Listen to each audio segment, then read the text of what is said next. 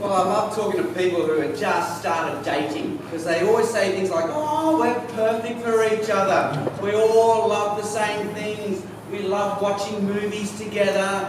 We love walks by the beach together. We love going to the same coffee shops. I think, of course, you like the same things. Right now, you're dating. You're in Disneyland. Wait till you get married because that's when you realise how different you are from each other. My wife and I have been married for over 20 years. We are so different. My wife insists on the toilet paper going this way, and I think it should go this way. When I go shopping and I just get a bottle of milk, I walk in and I walk out with a bottle of milk. My wife will walk out with a shopping trolley that looks like that when she's just after a bottle of milk. And then when it comes to time management, if you want me somewhere at 11 o'clock, I will be there 30 minutes before 11 o'clock. My wife will be there 30 minutes after 11 o'clock. Every day we are exactly 1 hour out of sync. Imagine being out of sync. Well, what if we're out of sync with Jesus? I reckon if Jesus was around today, this is what he would look like. He will be a short, tanned, nondescript, Middle Eastern male, speaking Aramaic, walking around the countryside of Palestine. As I explained last time, I just got this picture off the internet. It's not Jesus, and I'm just waiting for the day someone turns up and says, hey, that's my picture. And I think, Jesus, it's Jesus. He really has come back. Well, right now, Christianity is exploding all over the world. Millions of people in Africa, Asia, South America are choosing to love, worship, and follow Jesus. And so what are they seeing in Jesus that we in the West are missing? So maybe it's time that we in the West just took a time out and really examine the Jesus in the Bible. Forget about the Jesus we think we know. Forget about the Jesus we've heard about. Forget about the Jesus we've grown up with and rediscover the Jesus in the Bible. So that's a series I'm doing with you right now, the Jesus we never knew, the Jesus in the Bible. And today our topic is this. Did you know Jesus was friendly with the seedy and corrupt? And this will come in the form of a 20-minute talk now, and then there'll be time for question and answer from you guys afterwards. And the talk will have 3 parts. We'll look at Jesus in the Bible, mistakes we can make about Jesus, and in the final part, well, how might Jesus want us to respond to him? So let's begin with the first part. Jesus in the Bible. Jesus in the Bible hung around with people that you and I would not hang out with. That's just the Jesus in the Bible. Think about the people that your mother did not want you to hang out with. Your mother did not want you to hang out with bikie gangs. Your mother did not want you to hang out with tattooed gang members. Your mother did not want you to hang out with corrupt politicians. She did not want you to hang out with sex workers. And she did not want you to hang out with drug sellers, drug users, and maybe homeless people. Why? Well, not just because it's bad for your reputation, but if you hang around with these sort of people, you start behaving like these sort of people. If you hang out with violent people, we too will become violent. If we hang out with the sexually immoral, we too will become sexually immoral. If we hang out with the corrupt, we too will become corrupt. If we hang out with drug users and sellers, we too will become drug users. So there's a simple logic there, but somehow Jesus doesn't have this problem, because this is Jesus in the Bible. Last week we looked at how Jesus was always eating and drinking. There's a theme of feasting and partying with Jesus, but the scandal isn't that he's just eating and drinking, it's who he's doing it with. So Luke 5, we get this complaint. The Pharisees, so the religious leaders, and the teachers of the law, so the experts in church law, they complained to Jesus' disciples, why do you eat and drink with tax collectors and sinners, the seedy and corrupt, the people your mother would not want you to hang out with? And then we get another complaint, Luke 7. The Son of Man came eating and drinking, this is Jesus talking, and you say, here is a friend of tax collectors and sinners. So they complain that Jesus is always hanging around with the tax collectors and sinners, the seedy and corrupt. But more than that, he's welcoming them. The Pharisees and teachers of the laws muttered, this man welcomes tax collectors and sinners and he eats with them. And then we just had the story that we just heard read out to us from the Bible where we hear that a religious leader invites Jesus to his place for a meal. Jesus goes, but a woman in the town who has a reputation as being a sinner hears about the dinner, and she goes as well. And while Jesus is eating, she comes up behind him, cries, wets his feet with her tears, washes his feet with her hair, and pours perfume over them. She scrubs and washes and kisses Jesus' feet. And the religious leader says, if this man Jesus really were a prophet, he would know what sort of woman this woman is, and he would not let her be doing this to him. But we find out in the Bible it's the opposite. It's because Jesus is a prophet. It's because Jesus knows this woman is a sinner. It's because of these things that Jesus does let her do these things to him. So that's Jesus in the Bible. So what are the mistakes we can make about Jesus? Here I suggest two. The first mistake we can make is a mistake that the religious leaders made. So what's this mistake? Well, they got things confused. Well, what did they confuse? Well, I want you to think about rugby. I went to a high school where rugby was compulsory. You had to play rugby unless your parents could produce a note from the doctor saying your son was too sick to play rugby. And somehow every Asian managed to find that letter from their doctor and get out of rugby. Except for us. My brother and I played rugby, and because we were only 11 months apart, we played in the same team. We were in the same team, we're the only two Asians playing on the team, and people will get us mixed up. They thought there was only one Asian, and they thought, this guy is everywhere. How does he do it? They didn't realise there was two of us. And the religious leaders can do this as well. They get things confused. They think there's one thing when really there are two things. And what are they confusing? They're confusing love with acceptance. Well, love with approval. That's what they're confusing. They think because Jesus is loving and welcoming these people, and because he's mixing with them, he's also approving of their behaviour. But you don't have to do that. See, sometimes a more loving thing to do is to not approve. And sometimes that's what people are seeking. Someone who will draw a line and say, you know what, your behaviour is unacceptable, but I love you and I forgive you anyway. To love doesn't mean to approve, and to approve doesn't mean to love. And that means we too can welcome and love those we don't agree with. So we don't have to approve of the violence, we don't have to approve of the gang behaviour, we don't have to approve of the corruption, we don't have to approve of the sexually immoral behaviour, we don't have to approve of the drug use, but we can still love and welcome, because they don't mean the same thing. The second mistake we can make is the opposite mistake. And it's to say of the seed-eating crowd, oh, isn't it nice that they have found Jesus? Isn't it lovely how Jesus eats and drinks with them? Isn't it lovely how they get to hang out with Jesus? Why is that a mistake as well? Because you just got to hear how patronising that sounds. Well, what is patronising? Well, this is what patronising is like. I went to a part of Australia once where I filled up with petrol and I went to pay, and the attendant said, wow, you speak good English. That's patronising. Oh, you don't seem very Chinese because you play cricket and rugby. They may as well say, wow, you can reverse park. How do you do that?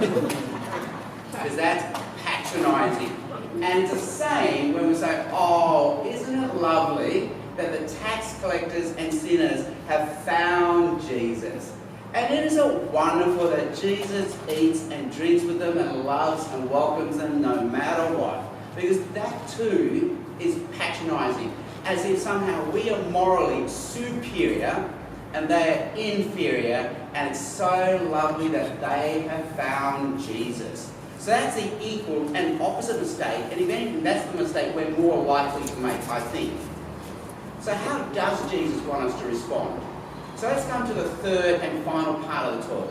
How does Jesus want us to respond? And the hint comes in the story that he gives.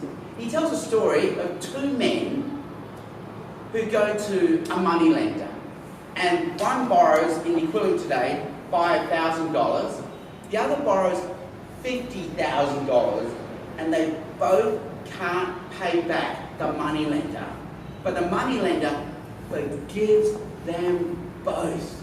And then Jesus says, which one will love the money lender more? And the religious leader says, oh, I guess the one with the bigger debt forgiven. And Jesus says, you have answered rightly. And then he says something very strange. He says, the one who sins much and is forgiven much loves much.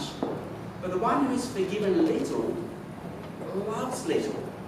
Notice he doesn't say the one who sins little and is forgiven little loves little. He just says the one who sins much and is forgiven much loves much. But the one who's forgiven little loves little. In other words, Jesus is saying we're all sinners. We're all in debt. The only difference is whether we realise we're in debt and we need His forgiveness. So the first thing we need to realise is we too are in debt. We too need a debt forgiven. You know, there's a Nigerian proverb and it goes, a she-goat cannot smell her own smell, as if we're aware of the smell of others, but not our own smell. And I remember as a kid growing up, we lived in a house where there was only one toilet. And my brother and I would wake up every morning as early as possible to get into that toilet before Dad got into the toilet. And we used to say, we've got to get in there before Dad, because he's going to smell out the toilet. But what's the mistake in our thinking? Why isn't Dad thinking the same thing? He's probably thinking, I got to get up early before my boys get in there and stink out the toilet. So my brother and I were behaving as if we were the ones who weren't sticking the toilet, only Dad was doing. And it's the same, we can think, you know, we're the ones without a problem. A she-goat cannot smell her own smell. But how are we also morally or immoral? How do we have a debt to be forgiven? How have we fallen short of where we need to be? Well, an interesting thing happened earlier this year. This is the comedian and actor Aziz Ansari. And I don't know if you followed what happened to him, but earlier in the year, a lady posted on this website, I went on a date with Aziz Ansari, it turned into the worst night of my life. She says Aziz Ansari kept making passes at her, she refused, and she went home just feeling awful because he was trying to coerce her into unwanted sex. And social media just lit up, debating, was this rape, was it not rape, was it immoral, was it not immoral, was it abuse, was it violence, or was it something else? Like they were debating what sort of moral action was this. And I think David Brooks in the New York Times got it right. He said now is the time to talk about the power of touch. He said the whole debate was misguided because of course it was wrong. It doesn't matter whether, you know, sex happened or not. What matters is Aziz Ansari disrespected the other woman. She was a beautiful soul and he disrespected her with his words and attempted touch. And that's why it was wrong, because it disrespected another human being. And Jesus would agree with David Brooks, because Jesus would say every human being, no matter how small or great, is in the image of God. And Jesus would say the way you treat the least of these is the way you treat me. And if so we fail or shame or dishonour another human being, we actually fail, shame and dishonour Jesus as well. So we all have a debt to pay. So we can look at the bikies, we can look at the tattooed gang members, we can look at the corrupt politicians, we can look at the sex workers, we can look at the drug dealers and users and see them as immoral. But Jesus said we too have a similar debt. Maybe not in quantity, but in quality. It's the same. So we too need to recognise our debtedness and falling short of where we need to be. That's the first thing we need to do. And the second thing we need to do then is to ask for forgiveness. In the same way the woman found forgiveness, we too need to ask for forgiveness. I have a friend called Pierre. Pierre's a very strong swimmer. He swims in those open ocean classics in Manly, in the ocean. One day he went to Bronte Beach on a big surf day, and he got into trouble. A big rip took him out. He couldn't get himself back in. He was exhausted. He was being held under by the waves, coming up for air, and after minutes of struggling, he said he had to do something he's never ever done before, and that was to put his arm up and ask for help. He said in that moment, that was the most humbling, helpless moment of his life. And Jesus said we need to come to that same moment to realise, you know what? I do fall short of where I need to be. I fall short of where my family needs me to be. And I fall short of where God needs me to be. I need help. I need forgiveness. And it'll be the most humbling, helpless moment of our life. But at the same time, it will be the most liberating, empowering moment of our life. Because it will free us up to do the third thing that Jesus wants us to do, and that's to love. And so I have a friend, he once had to cater for a conference. And he thought, you know what, for dessert I'm going to serve watermelon. So we got about 20 people here, so maybe I'll order 2 watermelons. No, maybe 2's not enough, I'll need 3. No, 3's not enough, I need 4 watermelons for this conference. Then he thought, no, 4 watermelons is way too much. So he put 4 down, crossed it out, and said, no, we only need really 2 watermelons. So he ordered 2 watermelons. And so when he ordered the watermelons, they mistook the 2 and the 4, and they gave him 24 watermelons. And so everyone for dessert had a lot of watermelon. But even then he had 20 watermelons left over. And so if you visited John that week, he always gave you a watermelon to go home with. So 20 people went home with a whole watermelon because it was exploding and overflowing with watermelons. And Jesus' point of the story is this: if we have sinned much and been forgiven much, we too would just overflow with love.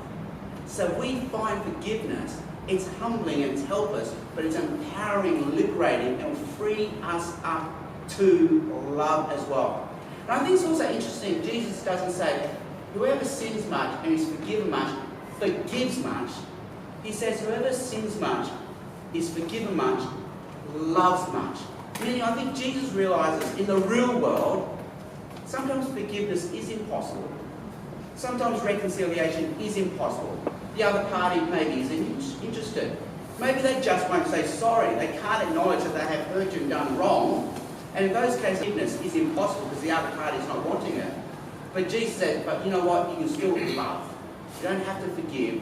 Maybe reconciliation is impossible, but you can love. Whoever sins much is forgiven much, is now set free to love much as well. And we too have been set free to find love and maybe hopefully also forgiveness and reconciliation. So we've just heard about the Jesus of the Bible, friendly to the seedy and corrupt.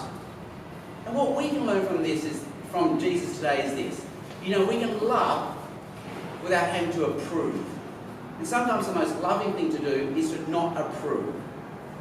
But if we disapprove, we've got to also see that we too fall short. We too fail ourselves, our friends, and fall short of where God needs us to be. But there's forgiveness if we humble ourselves and ask for it.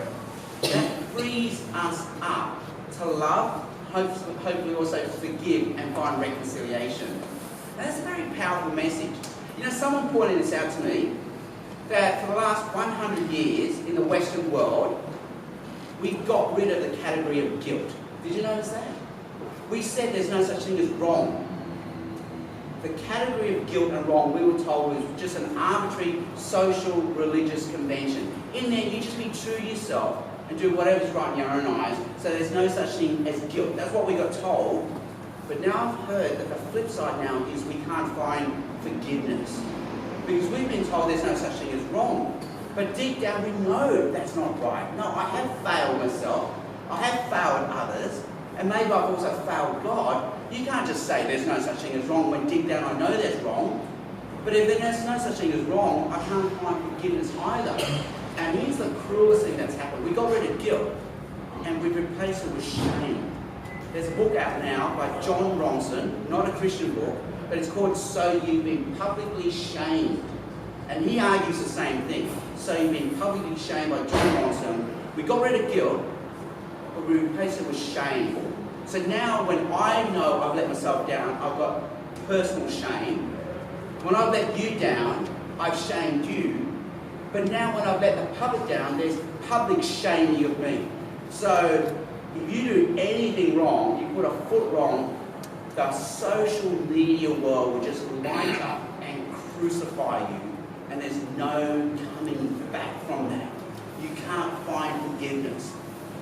But Jesus gives us the opposite message. And he says that this, you know what? It's okay to say you're not okay. There is guilt. There is wrong. There is sin. It's okay to admit things aren't right in your life. And they'll be helpless and humbling to admit that. But you know what? It'll be so liberating and freeing at the same time. Because you will find something that the rest of the world can't give you with Jesus, and that's forgiveness. And if you've been forgiven much, we've been set free to love much as well. I have one thing. So early on in the talk, you were talking about so Jesus being friends with the seedy and corrupt. But it does seem like there's stuff in the Bible that does warn people against being friends with, with the dodgy people in society. How do you reconcile those? That there's this need to love, and Jesus is friends with them, but also this warning about being friends with them. That's right, because your mother was right. Like, your mother was right to warn you from hanging around certain people, because your behaviour will soon you hang around with. So she was right. But at the same time, the Bible is realistic. It says, if you stop hanging around with these sort of people, you will have to leave the world. Like, it's impossible not to hang around with these sort of people. So how do you juggle the tension? But the amazing thing with Jesus is he comes into these communities, and rather than them changing him, he changes them. So he's actually got the supernatural power to reverse and to change and to redeem the communities. And so I like the analogy of Jesus used to always hang around the lepers, and people never used to hang around the lepers. And so on the one hand we go, oh, isn't it nice Jesus hung around the lepers? They're so loving, they're so welcoming. But if you're a doctor, this is an infectious disease. You can't just hang out with lepers. You will breathe in the bacteria. You too will become a leper. That's why you don't hang out with lepers. You too will become a leper. But Jesus somehow hangs around with them, and he heals them. He reverses the leprosy, which really happened because it's a miracle, but at the same time it's a powerful metaphor for what Jesus does. So to the blind person, he touches them, and where there was darkness, he now brings light. To a dead girl, he touches her, and as you know, in those communities, death was unclean, because you touch a dead person, you catch what they once had, you too will be dead very soon. Think about why the gravestones all end with people dying in their 40s and 50s at Rookwood Cemetery like a century earlier. They all died of infectious diseases. That's why people die early. You touch these dead bodies, you too will die early. Jesus touches these dead people, like a dead girl, and where there was death, he reverses and brings life. And I think that's what Jesus shows in these communities. It's not just a nice, loving thing he hangs around with them and eats with them. He actually reverses them supernaturally. So where there was darkness, he brings light. Where there was blindness, he brings sight. And where there was sin and guilt and shame, he brings cleansing, forgiveness, and a chance of a new start, a new life. So, just as I think about my life, sometimes if I'm hanging out with people who I think might be a little bit dodgy, I can see maybe I have a little bit of a positive impact, but other times I go, I actually see it flow back the other way. How do I know, should I be friends with this person and I'd be a positive impact, or I should stay away from them because they're actually a negative impact? Well, at a realistic, practical level, we all have to be accountable to someone else. So have a friend that checks in on you regularly. And also the Bible. I love the Bible because there's some of my favourite verses are not your favourite verses. One of my favourite verses is in John 4, where it says, Jesus, tired as he was, sat down, and that gives me permission to be tired and sit down. Jesus, the second person of the Trinity, got tired, and he told the disciples, you go get lunch. You know, I too can just say to my kids, hey, you take out the garbage, I'm tired. I'm just copying Jesus here. My other favourite passage of the Bible is that one in Proverbs where you have two verses side by side. Answer a fool according to their folly. Don't answer a fool according to their folly. Well, which one is it? Well, sometimes you just need wisdom to work out what is most apt, as the philosophers say. So should I hang out with my friends when they want to have a big night out on Friday? Or should I not hang out with my friends? Well, God's given you a prefrontal lobe and the Holy Spirit. You use your wisdom and work out what's most apt. Okay. Thanks, Sam. We'll finish there because give people a chance to get back to their office if they need to, but you'll still be hanging around, so if people have follow-up questions, they can come and chat with you. Also, if you want to grab a cup of tea or coffee, they're available on the table at the back, so you don't need to run off if you don't need to. We'd love to hang around and keep chatting with you. Also, Sam, you're speaking next week. It's your last talk in the series. Yeah. Like, what are we going to do? Did you know Jesus loathes religious haters and fakers? So if you hate religious haters and fakers, you're in good company. And see, well, what would Jesus say? And another title for this was, if Jesus was around today, would he be a Christian? Like, is Christianity today what Jesus had in mind? So maybe that's a good way of putting it. Okay. Good one to bring your friends to if they too have an issue with religious haters and fakers. Cool. Well, we'll look forward to hearing from you next week. Thanks for speaking to us today. Thank you everyone for coming. We'll look forward to seeing you next week.